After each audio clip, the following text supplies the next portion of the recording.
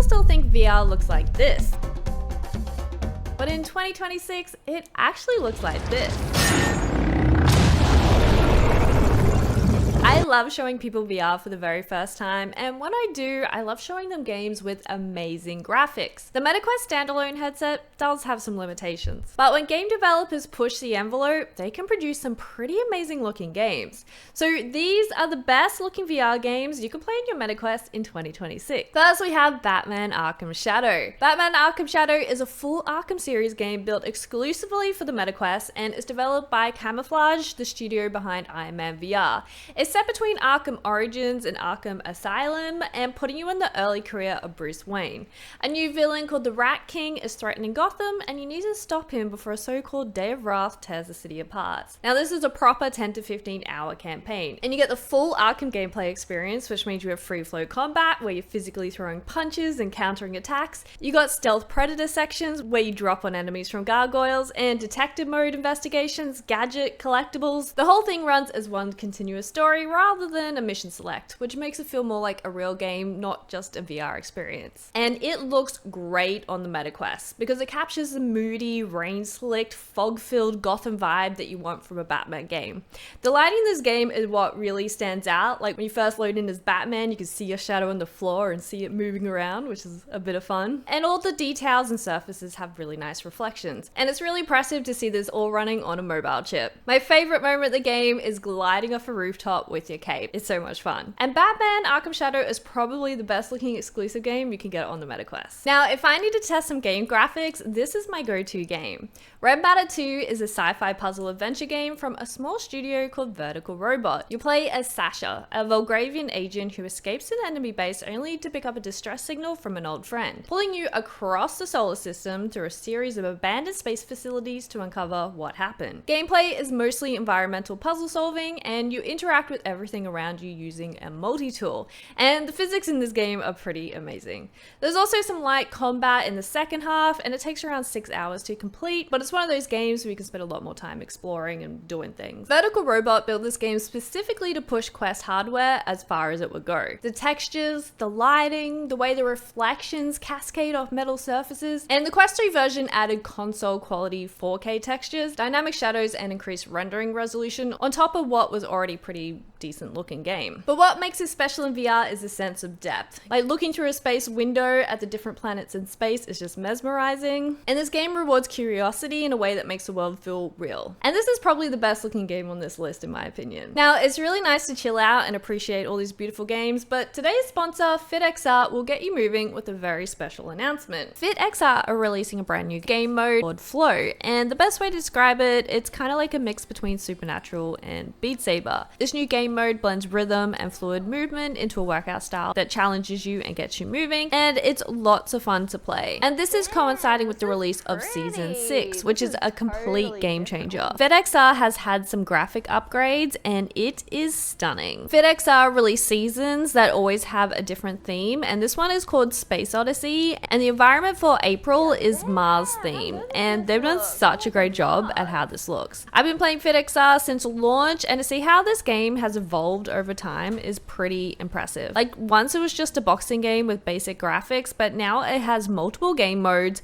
multiple coaches, and constant new content, which makes it one of the best value in terms of fitness games on the store. The new Flow mode and Season 6 is out this week, so make sure to check it out if it's up your alley. Asgard's Wrath 2 is a massive Norse mythology action RPG where you play as a shape-shifting cosmic god. You travel across enormous realms, fighting mythological creatures, possess mortal heroes, and solve god-scale puzzles across a campaign that can easily run over 60 hours. It's one of the most ambitious games ever made for a standalone headset. It was developed by Sanzaru Games, who Meta sadly shut down a few months ago. And this is likely the last major thing they've ever made, so it's worth playing out of respect to the dev. And what makes this game look great is the scale. The draw distance in Asgard's Wrath 2 stretches to the mountains and ancient ruins, and each rendered with enough variety that the world never starts to feel repetitive even hours in. There are moments in this game, particularly in in the god form sequences where the world shrinks around you. And with this sense of scale in VR, and it's unlike anything a flat screen game can give you, I think that's where VR really shines. And if you own a Quest and this one isn't in your library, I do highly recommend it because it's stunning. Now this one is a bit of a newer game, but Arken Age is a sci-fi fantasy action adventure from a 4-person studio called Vitruvius VR. You play as the Untethered One, a biological alien weapon dropped into the Biochasm, a terraformed world under siege from a corrupted AI called Hyperion. Your goal is to find the world's creator, the Grand Arborist, and stop the spread of corruption before it's too late. And gameplay is mostly focused around physics-based combat, and it has you physically swinging swords,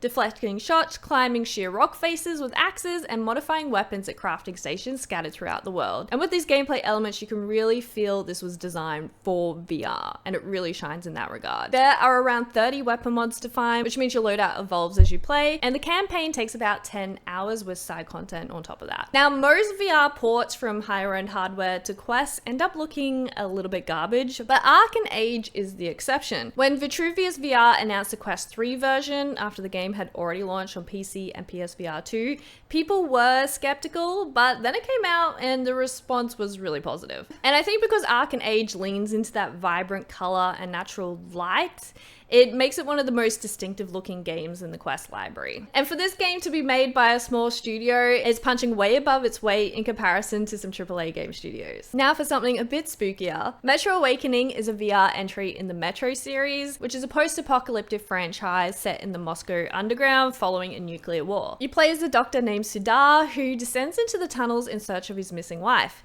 It's a prequel to the main games built from the ground up for VR rather than ported from flat screen, which makes a significant difference in how it feels to play. It is a survival horror experience of around 8 to 10 hours. I didn't find it too scary, but some do. You have to manage a gas mask timer, you need to ration ammunition, and navigate mutant-infested tunnels and hostile factions. There's manual weapon handling and physical inventory management with a 3D backpack system, and the game can feel quite claustrophobic at times. And this game looks great because Metro Awakening is a lighting showcase. From the underground tunnels lit by flickering torches or the glow of a lamp cutting through the darkness, the developers really leaned into the dark type visual effects of the Metro universe rather than trying to render things Quest isn't equipped for. The atmosphere is made even more tense by the use of VR. There's something about being physically inside those tunnels in first person with the gas mask limiting your field of view that no TV screen can replicate. And Metro Awakening earns its place on this list thanks to its immersive atmosphere. Now, this game is one of my personal favorites, but I don't think it gets the love it deserves. Behemoth is a dark fantasy action adventure from Skydance, who are the studio behind the Walking Dead Saints and Sinners game. And you play as Ren, a hunter marked by a mysterious rock curse that's also destroying a village. The only cure is hunting down and killing the behemoths, which are huge, enormous ancient creatures that roam the dying Forsaken lands. This game is like if Shadow of the Colossus and Skyrim had a VR baby. Gameplay is physics-based combat where you have swords, bows, axes, and a grappling hook, and use that grappling hook to physically climb the behemoth, which is such a trippy experience and I think can only really be experienced in VR. The game takes about 7 to 10 hours depending on how much you explore. And what makes Behemoth look great is the scale. When you're standing in the snow-covered wasteland and you see something moving in the horizon and just keeps getting bigger and bigger as it approaches you, and you're standing at the bottom of the behemoth looking up at it, it's just, I think, a pretty mind-blowing experience. You feel very small, and that's the power of VR. And Behemoth uses it better than almost anything in the Quest library. The Quest version does have some compromises visually compared to the PC version, but the combination of scale and combat is something you simply can't get anywhere else. But if you want something a little bit more chill, Moss Book 2 is a sequel to Polyarch's first Moss game, and you play as the Reader, a mysterious godlike entity guiding a tiny house mouse called Quill through a fairy tale world. And the sequel picks up immediately after Book 1, with Quill on a new quest to stop a more powerful threat from taking over the kingdom of Moss.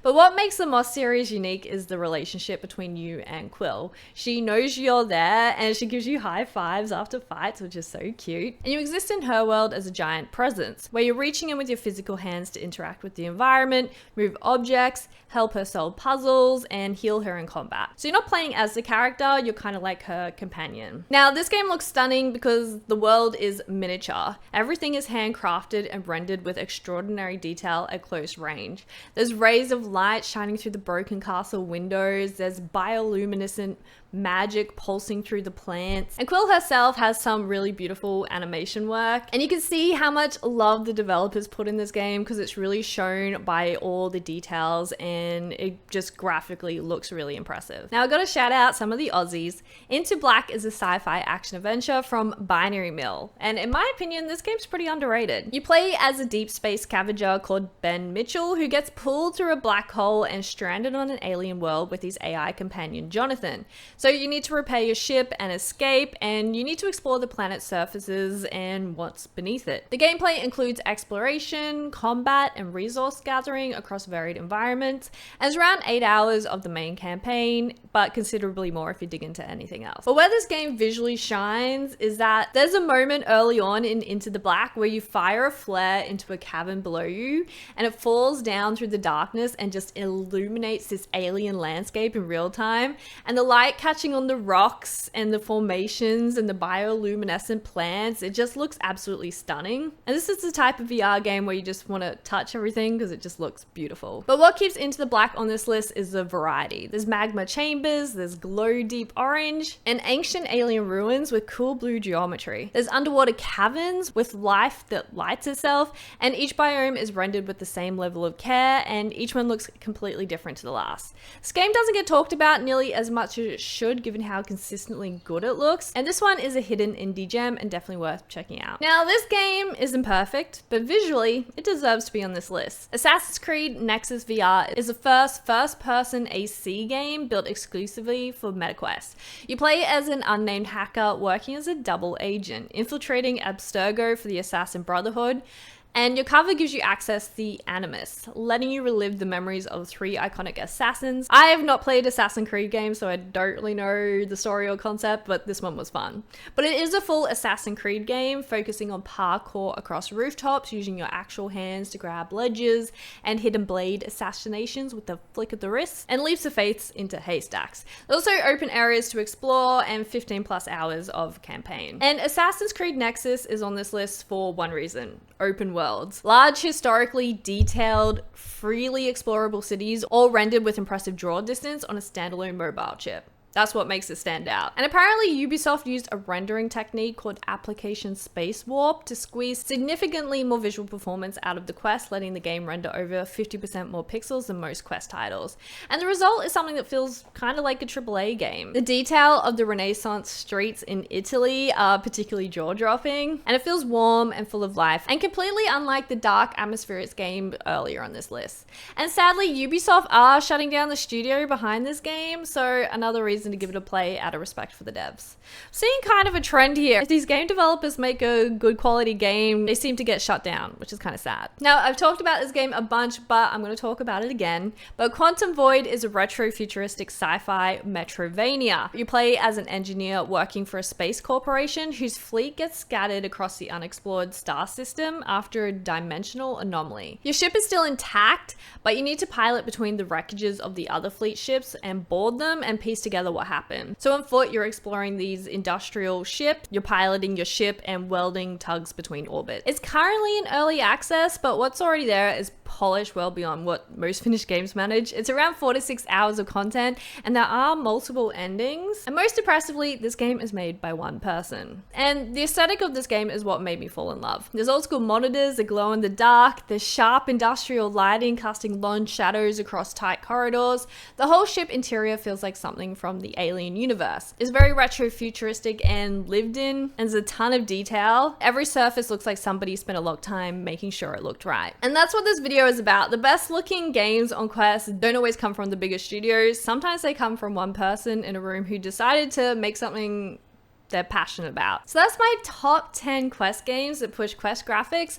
Obviously, this is a list of my favorite games, so leave a comment below if you recommend some other games. And links to everything are in the description, and if you use code Naysy, it'll get you 10% off any of your Quest game. But if this helped you find something new, make sure to subscribe. I cover Quest games and VR every single week. All right, I'll see you in the next one.